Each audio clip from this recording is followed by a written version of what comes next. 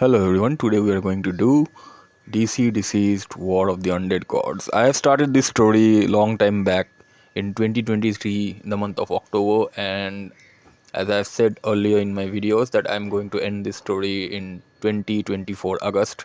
So I'm doing it, and this story is one of my favorite storyline from the moment I heard about it, and it is written by Tom Taylor. So to be very honest, when I read the first chapter, I was very disappointed that they have killed Batman in the first chapter. Jesus Christ, being a Batman fan, it's a very big torture for me to read the whole story, knowing that my favorite character has died. But after reading the all other chapters, I came to the conclusion that the death of Batman was needed to establish the main premises of the story and to give the superheroes something to remember what they're fighting for. And the best thing about this story was there were no senior superheroes over here. Most of them were infected or dead or got cured later part in the story. It was the young superheroes who actually showed their wisdom, maturity in the story. And Tom Taylor also showed that how the villains or the anti-heroes can work together to help the society.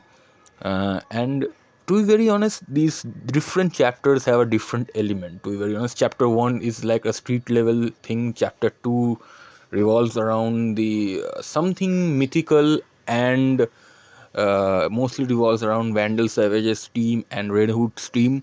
Then chapter 3 is like the Black Adam's Dead Army versus the superheroes army. Chapter 4 eventually takes place in the finding out about the cure and moving it to the cosmos. And chapter 5, where we will be able to see that what happened to Darkseid, the undead version of it. And eventually in this story, Darkseid attacks the Sinestro Corps and becomes a Yellow Lantern because anti-life equation feeds on fear too. So that is one of the highlighted moment, I will say, in this story. Even in this story, we will be able to see that the new gods were also infected in the likes of High Father, Light Ray, and all. So when Big Barda and Mr. Miracle goes back to New Genesis, they found out that their whole world is also got infected. But Black Racer stops Big Barda and tells them that how they will be able to reach out to these undead gods and how they should be have a plan according to him. But in the later part of the story, when the story is going to get to a very memorable end, we get to see Erebos, which was told to us by Ares, the god of war, and she or he, that entity, is behind the anti-life equation. And to fight the anti-life equation, the life equation will play a very crucial role. So as a fan, while I was going through the chapter 5, I understood one thing about this story. It was a very pre-planned and well executed story written by Tom Taylor. Once again, this guy has totally outdone himself.